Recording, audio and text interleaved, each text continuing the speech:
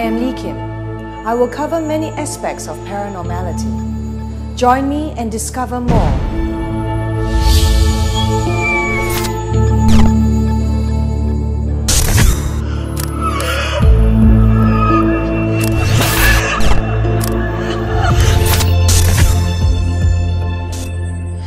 The first episode, okay, where we were talking about child spirit, where you invoke into a dead fetus, you know, the guaizai, that the Chinese call the guaizai.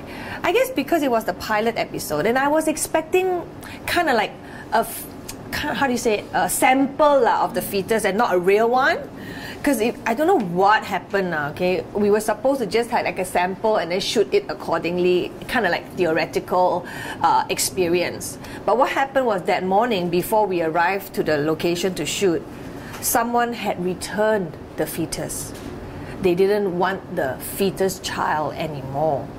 And so the person we were interviewing, the master, said, "Oh, fantastic, let's just actually roll it in real, you know." So I was like in my head still thinking it's going to be like a cookie dough or something, and just, you know, and when it was real, that was scary for me because it was really brand new, and to touch it was, you know, it was like, okay, I still got to do this, the cameras are rolling, you know, I can't scream cut and run out the door. So yeah, that was quite scary, you know. But then there was another one where we played with the Ouija board and the Tipsin, spirit of the sorcerer, something like that, where you call on spirits and then they come and answer some questions and go ooh, and you've seen it on TV and some people are, you bluff one lah. It's not.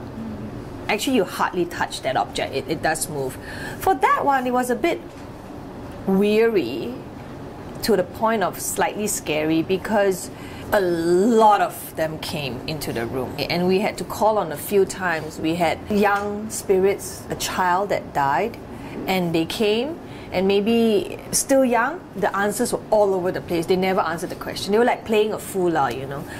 But the room was generally heavy with a very dark kind of energy because it was the spirits that came were not exactly your walk in the park, ha ha he he. They were quite dark. Like eventually, it was I think 9 Japanese soldiers who died in the war. So that kind of, you know, thing. So that was very heavy. We really, you know, speed up the production because everyone was getting very drained.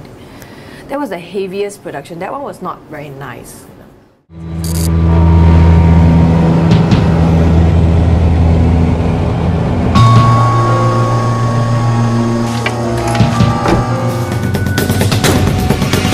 Sound is coming behind the camera. It's about 12:30 and it is a full moon. And I'm sitting here, still alone in the forest. You can record other. I think I liked the haunted house. I liked the haunted house, which was also shot together with the cemetery scene.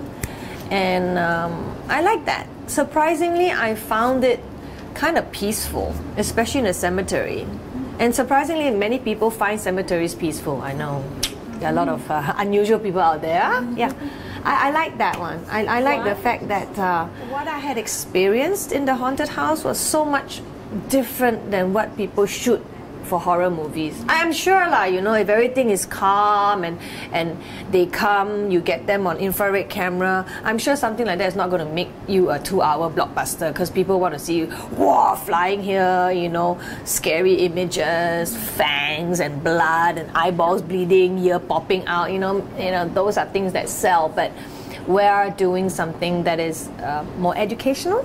So I like that episode very much.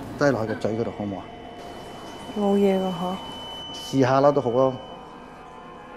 เขาผ่านนำก็ซ้ำๆทนท้ายในวิธามพูนทามนก็ทำซ้ำๆอาพูดไทยอย่าฟิลดูแม่หมู Are there some questions that they shouldn't ask? Don't ask how you die when you die.